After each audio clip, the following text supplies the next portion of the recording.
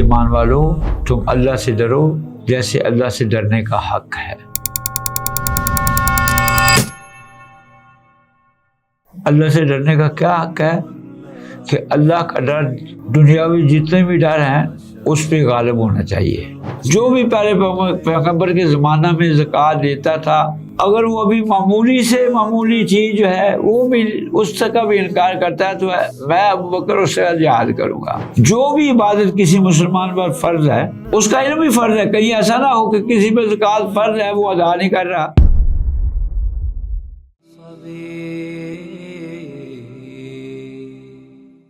ان الحمد للہ نحمده ونستعینہ ونستغفرہ ونؤمن به ونتوکل علیہ ونعوذ باللہ من شرور انفسنا ومن سیئات اعمالنا من یهده اللہ فلا مضل له ومن یضلل فلا ہادی له واشهد ان لا الہ الا اللہ وحدہ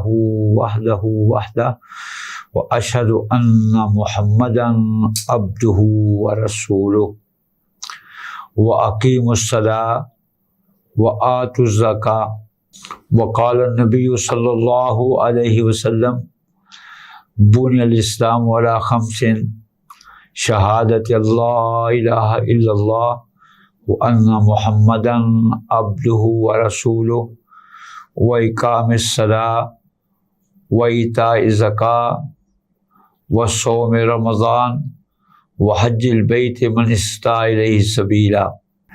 رب یسر ولا تعسر وتمم بالخیر، رب یسر ولا تعسر وتمم بالخیر۔ اس میں کوئی شک نہیں ہے،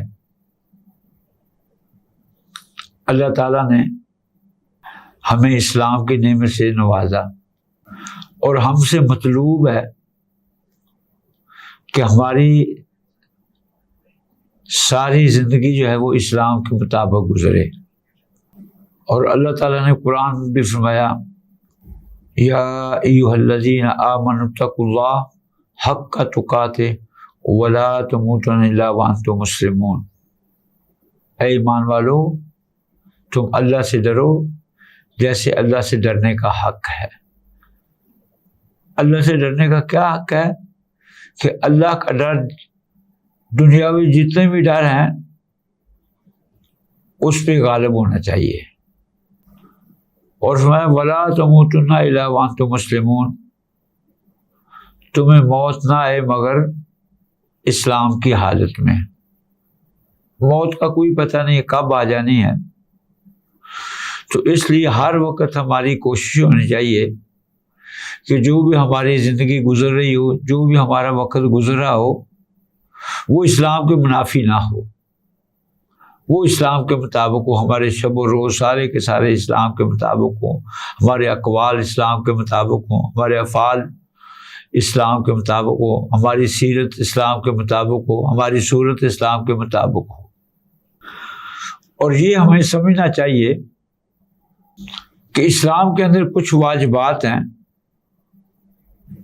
اور خاص طور پر یہ جو اسلام کے ارکان ہیں جو حدیث میں بیان کیے گئے ہیں، تو ان ارکان کی بہت اہمیت ہے اسلام کے اندر۔ رکن کا معنی یہ ہے کہ وہ کسی چیز کا ایک جز ہوتا ہے اور وہ چیز جو ہے اس جز کے بغیر پوری نہیں ہوتی، اور یہ اسلام کے ارکان ہیں۔ شہادتین ہے، شہادتین کے بغیر جو ہے وہ بندہ جو ہے اسلام کے اندر داخل نہیں ہوتا۔ اس کے بعد نماز کو قائم کرنا ہے، زکوٰۃ کو ادا کرنا ہے، اور پھر اللہ تعالیٰ زندگی میں رمضان مبارک کا مہینہ جو ہے نصیب فرما دے تو اس مہینے کے روزے رکھنے ہیں۔ اور اللہ تعالیٰ اگر طاقت دے دے، اللہ استطاعت دے دے، تو پھر حج بھی زندگی میں ایک دفعہ فرض ہے۔ کچھ ساتھیوں نے یہ زکوٰۃ کے بارے میں مجھے کہا ہے، اللہ کی توفیق کے ساتھ انشاءاللہ میں کوشش کروں گا کہ زکوٰۃ کے جو مسائل ہیں وہ اختصار کے ساتھ اور جامعیت کے ساتھ جو ہے وہ آپ کے سامنے بیان کروں۔ جن مسائل کی بھی ضرورت ہے اس باب کے اندر، وہ انشاءاللہ جو ہے میں کوشش کروں گا کہ وہ سارے کے سارے جو ہے وہ بیان کروں۔ یہ زکوٰۃ جو ہے اس کی اسلام کے اندر بڑی اہمیت ہے، اسی لیے اللہ تبارک و تعالیٰ نے قرآن کے اندر سب سے زیادہ جس چیز کا تذکرہ کیا ہے وہ نماز ہے، اس لیے کہ نماز جو ہے وہ ہر ایک پہ فرض ہے، اور باقی چیزیں جو ہیں وہ جتنے بھی اسلام کے ارکان ہیں، شہادتین کے بعد روزہ ہے، روزہ بھی جو ہے اس میں استثناء موجود ہے، زکوٰۃ ہے اس میں بھی استثناء موجود ہے، حج ہے اس میں بھی استثناء موجود ہے۔ تو اس لیے سب سے جس چیز کا زیادہ تذکرہ قرآن کے اندر ہوا ہے وہ نماز کا ہے، اور اس کے بعد سب سے زیادہ جس کا تذکرہ ہے وہ زکوٰۃ کا ہے۔ نماز کے بعد جس چیز کا سب سے زیادہ تذکرہ قرآن کے اندر ہے وہ زکوٰۃ کا ہے۔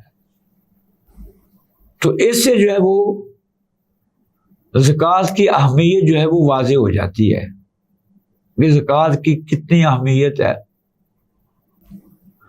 یہاں تک کہ بعض آثار میں آیا ہے کہ جو شخص زکوٰۃ ادا نہیں کرتا اس کی نماز نہیں ہے۔ یہاں سے آپ اندازہ لگا لیں۔ اور پھر ابو بکر صدیق رضی اللہ تعالی عنہ نے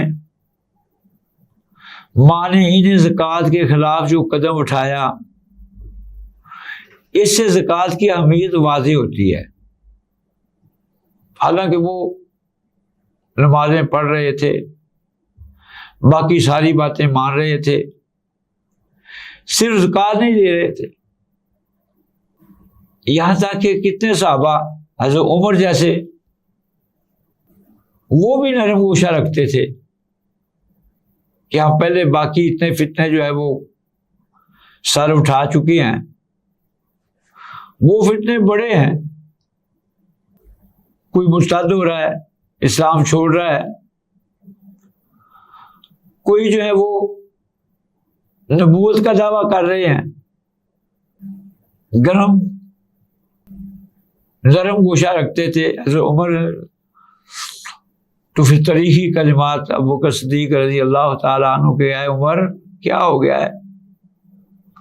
الجبار فی الجاہلیہ وخوار فی الاسلام، جاہلیت میں تو بڑا طاقتور، بڑا دلیر،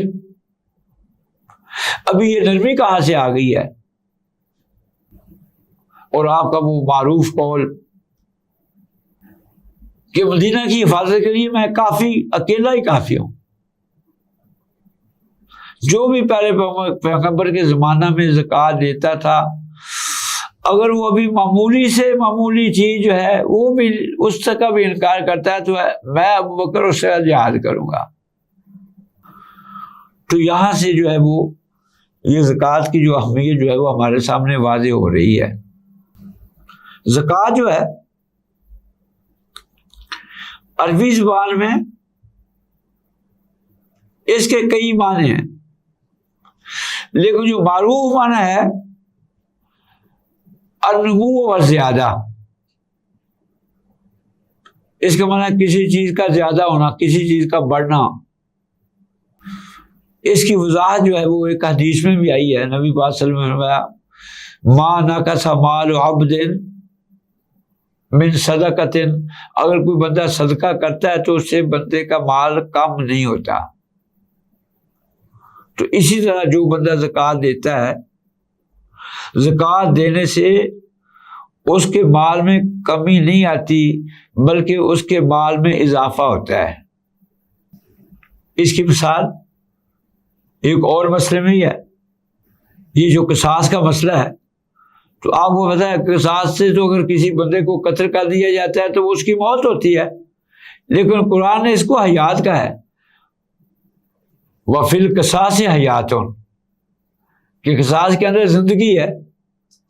اس اعتبار سے زندگی ہے کیونکہ اگر اللہ کی حدیں کسی ملک میں بھی قائم ہو جاتی ہیں تو اس سے جرائم کم ہو جاتے ہیں۔ ایک فاسد مادہ جو لوگوں کو قتل کرتا ہے، جو لوگوں کا خون بہاتا ہے، اگر اس ایک مادے کو تلف کر دیا جائے تو کتنی جانیں جو ہے محفوظ ہو جاتی ہیں۔ اسی طرح یہ جو زکوٰۃ اگر دی جاتی ہے، جس مال سے زکوٰۃ نکالی جاتی ہے، اللہ تعالیٰ اس مال کے اندر برکتیں فرما دیتے ہیں، اس کا مال جو ہے کم نہیں ہوتا بلکہ اللہ تعالیٰ اس مال کے اندر برکتیں فرما دیتے ہیں تو مال زیادہ ہوتا ہے۔ اور شرعاً زکوٰۃ کس چیز کا نام ہے؟ شرعاً زکوٰۃ ہے اخراج المال، مال کو نکالنا۔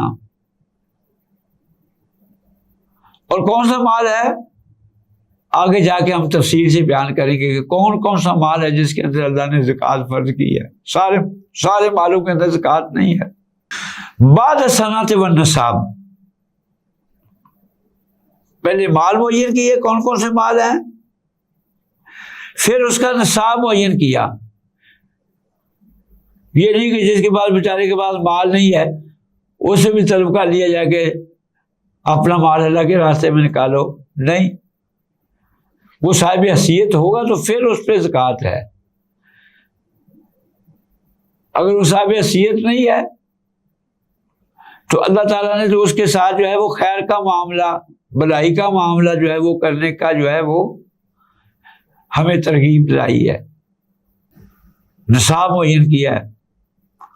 اور پھر زکوٰۃ جو ہے وہ ہر دن نہیں ہے، ہر ہفتے بھی نہیں ہے، ہر مہینے بھی نہیں ہے، بلکہ سال میں ایک مرتبہ ہے، سال میں ایک مرتبہ ہے۔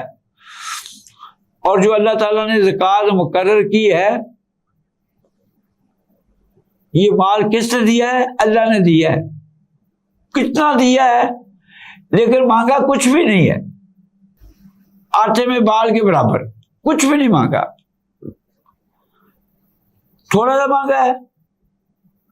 تو اس لیے اللہ نے جس کو مال دیا ہے، اور یہ ایک مسئلہ جو ہے یہ بھی ہمیں سمجھ لینا چاہیے، جو بھی عبادت کسی مسلمان پر فرض ہے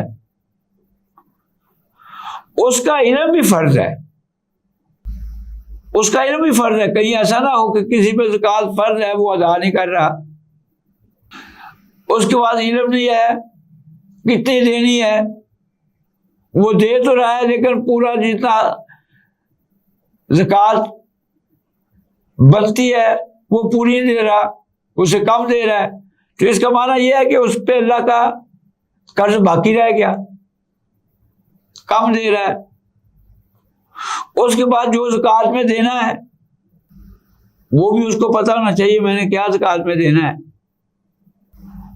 آپ کو پتہ ہے آج لوگ جو زکوٰۃ دیتے ہیں کیسے زکوٰۃ دیتے ہیں، ان کی کوشش ہوتی ہے کہ زکوٰۃ دیں لیکن سب سے کم درجے کا جو وہ چیز ہے وہ دیتے ہیں۔ تو یہ بھی ضروری ہے جس کو اللہ نے مال دیا ہے اس کو علم ہو کہ یہ جو میں نے زکوٰۃ دے رہا ہوں یہ میں نے اپنے مال میں سے کون سا مال دینا ہے، سب سے کم درجے کا دینا ہے، سب سے اعلیٰ درجے کا دینا ہے، درمیانے درجے کا دینا ہے۔ شریعت نے ہم سے درمیانے درجے کا مانگا ہے، نہ ہی اعلیٰ درجے کا نہ ہی سب سے نچلے درجے کا، لیکن اس کے باوجود درمیانہ مانگا ہے۔ لیکن اگر کوئی بندہ اپنی خوشی سے دینا چاہے تو وہ اعلیٰ دے سکتا ہے، لیکن اپنی خوشی سے ادنا نہیں دے سکتا۔ اگر ادنا دیتا ہے تو وہ زکوٰۃ ادا نہیں ہوگی۔ تو اخراج المال، اور وہ مال خاص خاص مال ہے، مال مخصوص ہے، اور وہ اس میں سے کتنا دینا ہے وہ بھی مخصوص ہے، شریعت نے ہمیں بتایا ہے۔ کب دینا ہے یہ بھی شریعت نے ہمیں بتایا ہے۔ تو انشاءاللہ ہم، اللہ ہمیں توفیق دے، تو یہ ساری چیزیں جو ہیں وہ اختصار کے ساتھ اور جامعیت کے ساتھ آپ کے سامنے بیان کروں گا۔ اللہ تعالیٰ مجھے توفیق دے کہ میں یہ مسائل جو ہے بیان کر دوں، تاکہ مسلمانوں کا فائدہ ہو، اور آپ لوگوں کو بھی چاہیے کہ یہ سلسلہ وار ہم شروع کر رہے ہیں تو اس میں تتابع کریں، تاکہ دنیا میں بھی فائدہ ہو جائے، آخرت میں بھی فائدہ ہو جائے۔ وآخر دعوانا الحمدللہ رب العالمین۔